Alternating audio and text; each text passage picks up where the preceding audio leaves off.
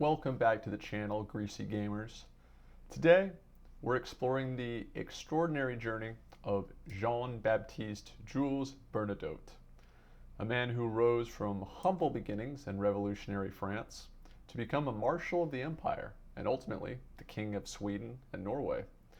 His story is one of ambition, opportunism, and adaptability, set against the backdrop of one of the most turbulent periods in European history, the French Revolution and the Napoleonic Wars, and the reshaping of continental politics on a large scale. We'll trace every step of his career advancement in meticulous detail, examining how national politics at each juncture propelled or challenged his rise. So let's begin at the very start, shall we? Jean-Baptiste Jules Bernadotte was born on January 26, 1763, in the town of Pau, located in the province of Béarn in southwest France. Pau was a modest provincial capital known for its scenic views of the Pyrenees Mountains and its role as an administrative center under the Ancient Regime, the monarchs, the Bourbon family of France. His father, Jean-Henri Bernadotte, was a local prosecutor, a respectable but not very affluent position. His mother, Jeanne de Saint-Jean, came from a family of similarly modest means. The family name Bernadotte traced back to a 17th century ancestress, but there was no noble or grand lineage to speak of on that account. Jean-Baptiste was the youngest of 5 siblings, although 2 died in childhood, leaving him with an older brother and 2 sisters. Now, in this era, France was still under the absolute monarchy of King Louis, but treachery was already forming in the social structure. The kingdom was burdened by massive debts from wars like the American Revolution, where France had of course supported the colonists against Great Britain, and internal turmoil fueled resentment amongst the Third Estate, the commoners who didn't quite understand the tax burden, while the nobility and the clergy, the First and Second Estate respectively, tried to repair the treasury and stitch the country back together. Young Jean-Baptiste, at age 14, was apprenticed to a local attorney, following in his father's footsteps towards a legal career. However, tragedy struck in 1780 when his father died, leaving the family in dire financial straits. The 17-year-old Bernadotte made a pivotal decision. He enlisted in the French Royal Army on September 3, 1780, joining the Régiment Royal la Marine as a private. This marked the first step in his military career, a choice influenced by the ever-present allure of the military for a young bro, and advancement in military life for someone of his background. His initial posting was to the newly conquered territory of Corsica, Corsica once again being the Italian island that the great Napoleon hails from originally. Corsica was having some rebellious issues around this time, as it would in perpetuity. Over the next decade, he served in various garrisons across France, including Bescon, Grenoble, Vienne, Marseille, and the Ile-de-Ré. Bernadotte proved himself diligent and charismatic, earning promotions based on merit within the constraints of the system. By August of 1785, he had risen to the rank of sergeant, a testament to his leadership skills and physical prowess. He even had a nickname, Sergeant Belle-Jambe, or Sergeant Fine Legs, for his elegant appearance and bearing. As the 1780s progressed, France's political landscape greatly deteriorated. The financial crisis led King Louis to convene the Estates General in 1789, the first time in over a century to address this great debt. What began as a reform effort spiraled into revolution when the Third Estate illegally declared itself the National Assembly in June 1789, demanding a constitution. The storming of the Bastille happened on July 14th, symbolizing the people's uprising, and rural revolts known as the Great Sphere swept across the countryside. In early 1790, amid this firmament, Bernadotte was promoted to adjunct major, the highest non-commissioned rank available to him under the old regime. This period of service honed his skills in discipline and command, but the revolution would soon shatter the barriers to his further advancement. The French Revolution's early phases, from 1789 to 1792, saw much evil, including the establishment of a constitutional monarchy, the abolition of feudal privileges, and the declaration of the rights of man and of the citizen. However, external threats loomed as immigrant nobles and European monarchs plotted against the revolution. In April 1792, France declared war on Austria, igniting the wars of the French Revolution. The monarchy's fall came swiftly. King Louis's failed flight to Varennes in 1791 eroded trust, and the invasion by both Austrian and Prussian forces in 1792 led to the storming of the Tuileries Palace on August 10, 1792. The king was arrested, and France became a damned republic on September 21, 1792. For Bernadotte, however, the revolution had opened great doors to him. Now, the immigration of aristocratic officers created a lot of vacancies. In late 1791, he was commissioned as a lieutenant, his first officer rank. Now, this is a bit of a strange practice during the Revolution because each regiment elected their officers. His men elected him the lieutenant, a common practice at the time in the Revolutionary armies to ensure loyalty to the Republic. If you're unfamiliar, prior to this time, in basically every European army, commissioned officers were appointed in a bit of a Byzantine system. Depending on the nation, only men of good breeding and of noble lineage could become officers. You had to have ingrained command qualities to become an officer. Otherwise, the highest rank you could achieve were that of a senior sergeant, basically, adjunct major, as it's referred to during the Revolutionary period. He quickly advanced to captain, however, then to major, serving in the Army of the North and later the Army of the Rhine. By 1793, France was at war again with the First Coalition, the First Coalition being an alliance of Austria, Prussia, Great Britain, and Spain, and a couple of the German states of the then present Holy Roman Empire. And they were completely aimed at crushing the revolution and restoring the rightful monarchy. Internal strife peaked in France with the Reign of Terror under the Committee of Public Safety, led by Maximilien Robespierre and his atheistic cult of the Supreme Being. Thousands were guillotined for suspected counter-revolutionary activities. Going back to Bernadotte, his real breakthrough came in 1794, when, attached to the army of Sambre et Meuse, he fought in the Flanders campaign. At the Battle of Flers on June 26, 1794, he led a daring charge that captured key positions, contributing to a decisive French victory over the Austrians. This battle marked somewhat of a turning point, pushing the coalition forces back and securing Belgium for France. For his heroism, Bernadotte was promoted to the rank of brigadier general on the field, which is the modern equivalent of a one-star general. His rapid ascent was fueled by the revolution's needs for victorious commanders to both boost morale and to practically defend the new republic. Just months later, in October 1794, he was elevated to divisional general, commanding much larger formations. Over the next 2 years, Bernadotte participated in 3 invasions of Germany, often leading the vanguard in advances or the rear guard in retreats. The political context was the Thermidorian reaction following Robespierre's fall on July 27th, the 9th of Thermidor in the revolutionary calendar. It's not a chemistry joke. This ended the terror and shifted power to a more moderate Directory government established in 1795. If you're unfamiliar with the absolute anarchy and nonsense that was the Directory, you can view my other video on Napoleon.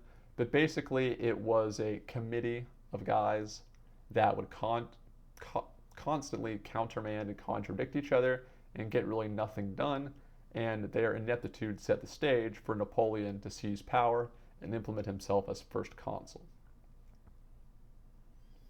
At the Battle of Fingien in 1796, his rearguard action against Archduke Charles of Austria, one of the main commanders of the Archduchy's forces, despite being outnumbered 3-1, prevented a disastrous encirclement after the French defeat at Wurzburg.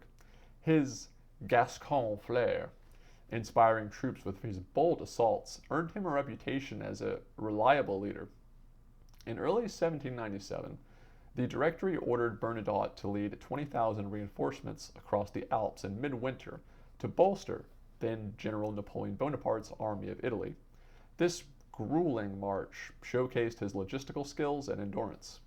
Upon arrival, he met Bonaparte's Army of Italy in Milan and was given command of the 4th Division.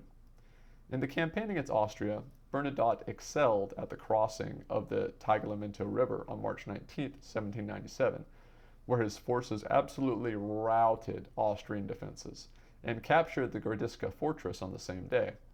These actions helped to facilitate Napoleon's advance into Friuli and Istria, leading to the preliminary peace of Leoben with Austria in April 1797, and later the Treaty of Campo Formia in October, which ceded parts of Belgium and parts of Italy to France, well recognizing French puppet republics.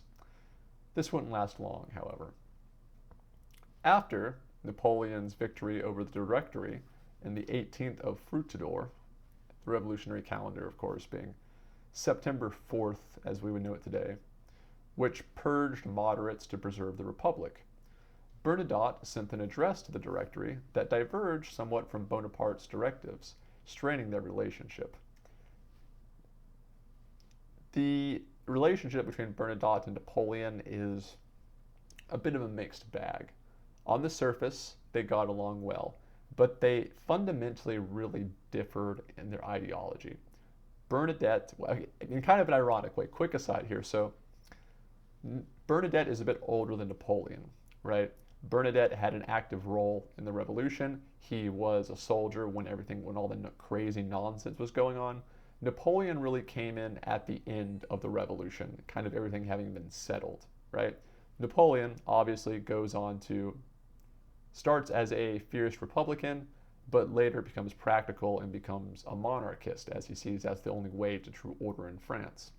Bernadotte starts as kind of a moderate, go along to get along, then becomes a fierce Republican, and then ironically becomes a monarchist in the truest form, as we'll see later. So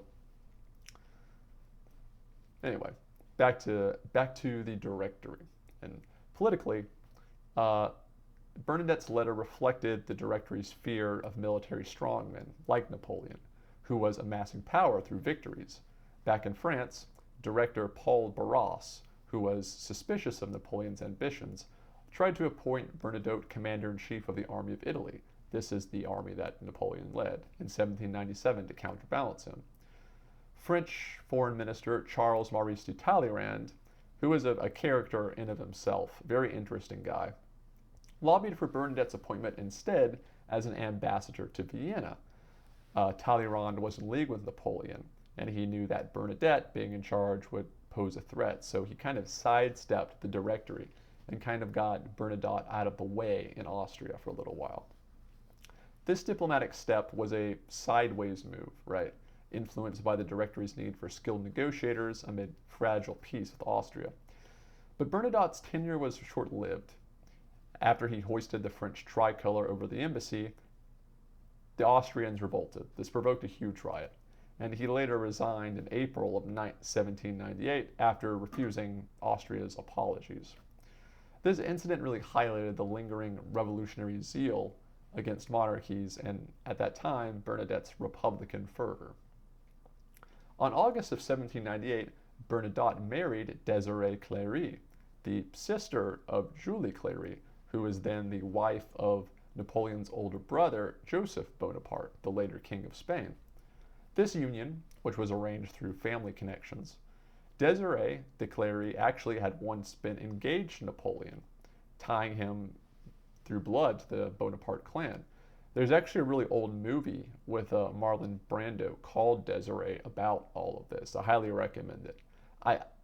I kind of hate old 70s movies because they're so slow-paced, and this one is as slow-paced and kind of terrible. But if you're a fan of this type of history, it's really good, actually. Strangely, it's really good. Anyway, this enhanced Bernadotte's political security in the unstable Directory era. This marriage produced his only son, Oscar, in 1799, and positioned Bernadotte in a positive way with the emerging Napoleonic power structure. As 1799 unfolded, France faced setbacks in the War of the Second Coalition, with Austria and Russia advancing in Italy and Germany, while Bonaparte himself was still in Egypt in his expedition. In July 1799, the Directory appointed Bernadotte Minister of War, leveraging his organizational talents and popularity to reform the army.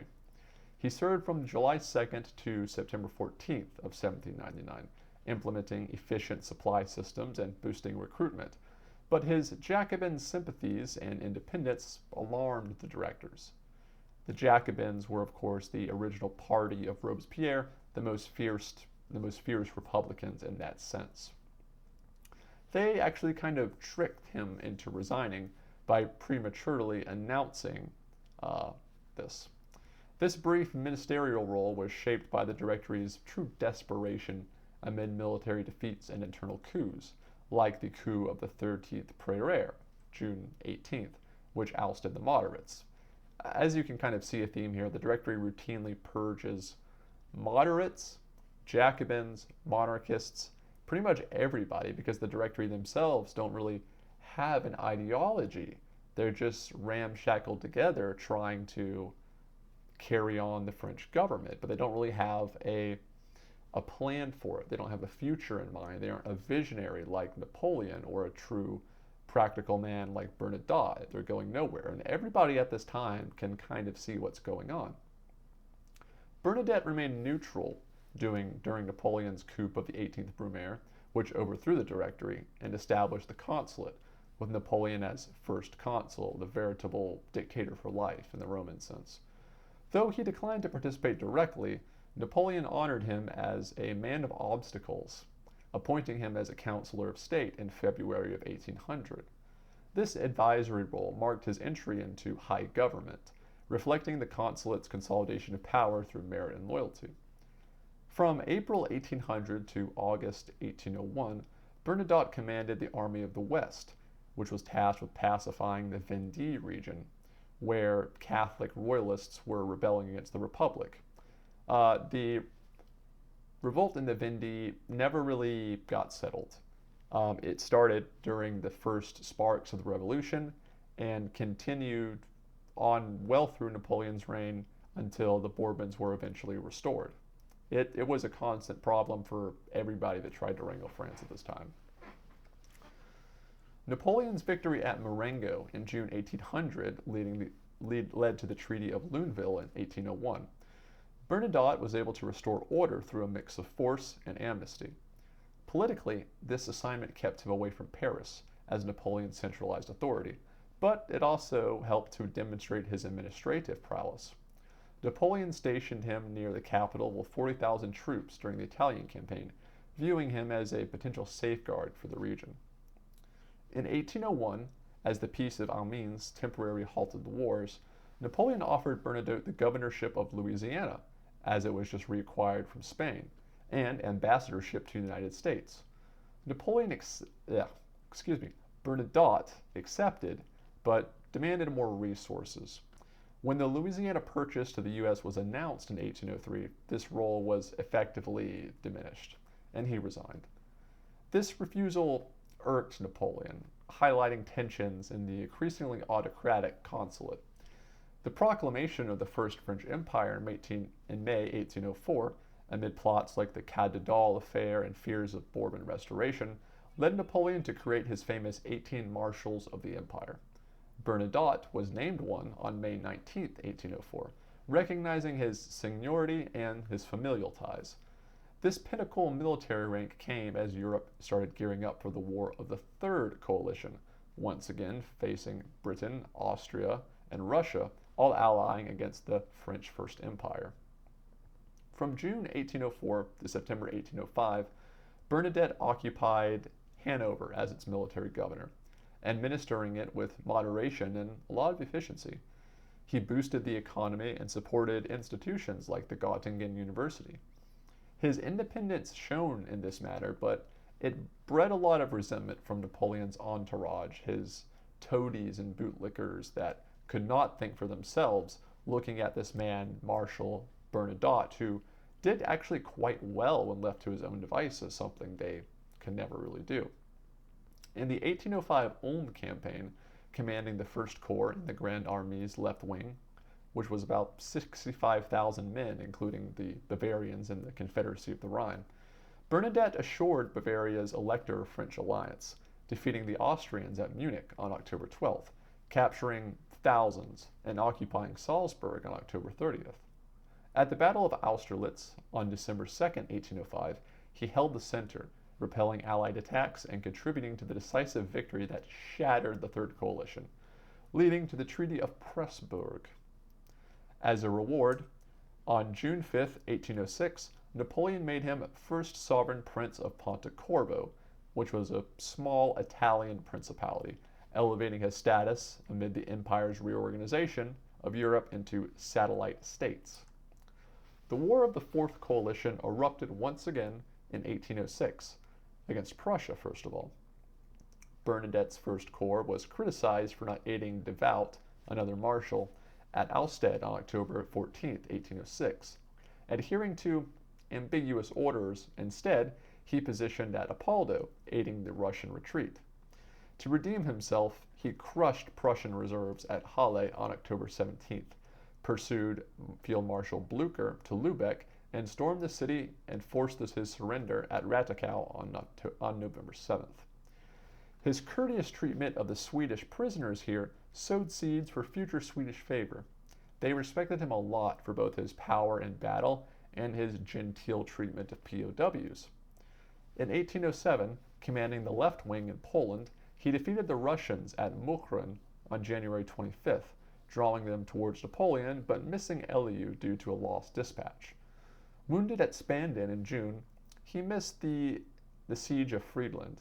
After the Treaty of Tilsit in July 1807, which allied France and Russia, Bernadotte governed the Hanseatic towns, displaying once again his aptitude for governorship and diplomacy.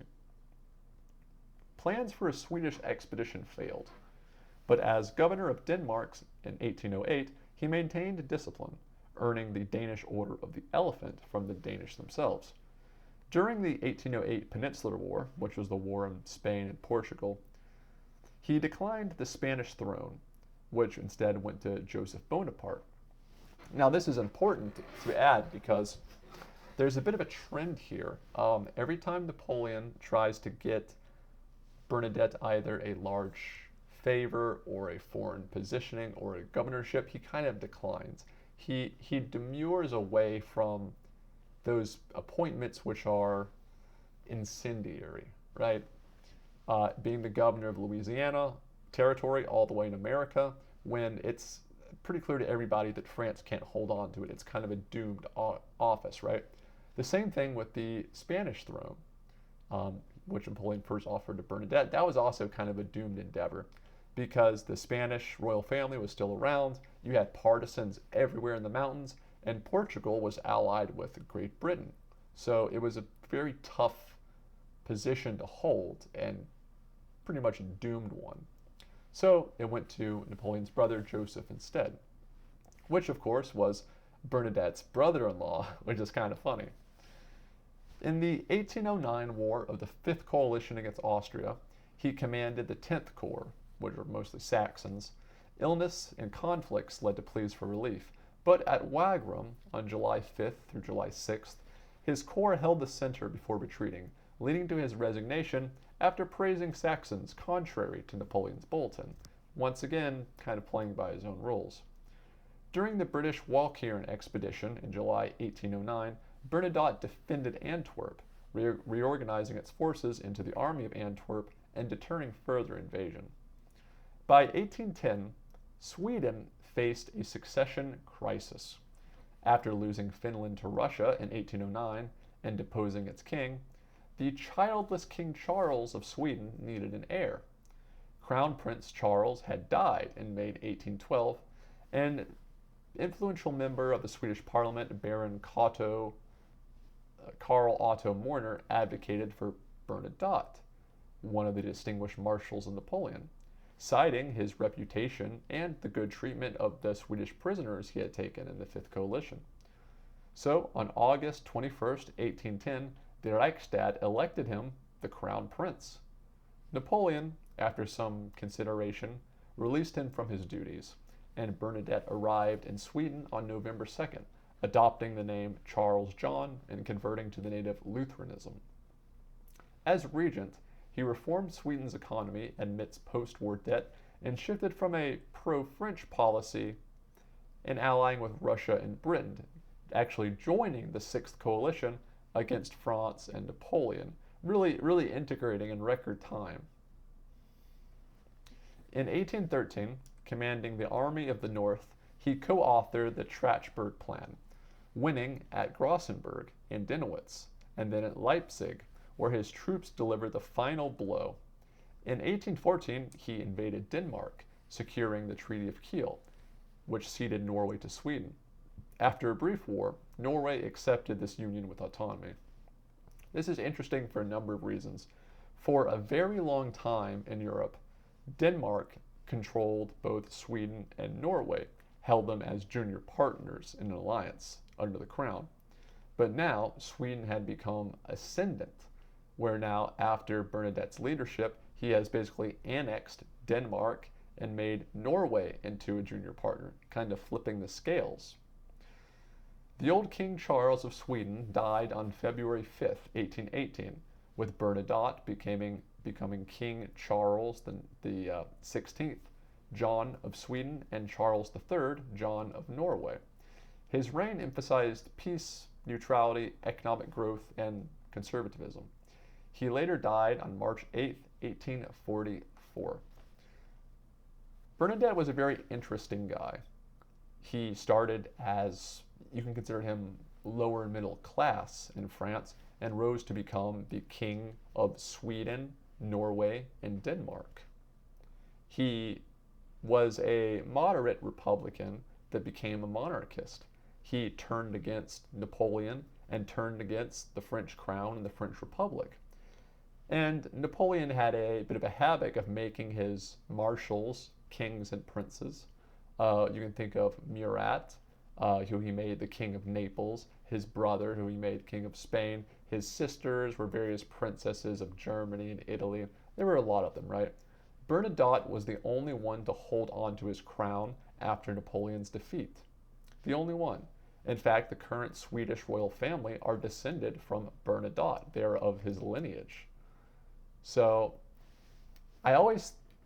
people always talk about the other marshals, Devout and Murat, and some of these other guys as being the greatest of the marshals, but where are they now, right? What is their legacy? Some of them went to work for King Louis Philippe after the Great Restoration. Some of them stayed exiles. Some of them just went to private life, such as Saint Cyr. But Bernadotte came out on top out of everybody in a greater way that no one can really imagine at that time. But yeah, I love this period of history. I love the wars of the coalition and the wars of Napoleon. So yeah, I hope you enjoyed this video, and yeah, I'll see you next time.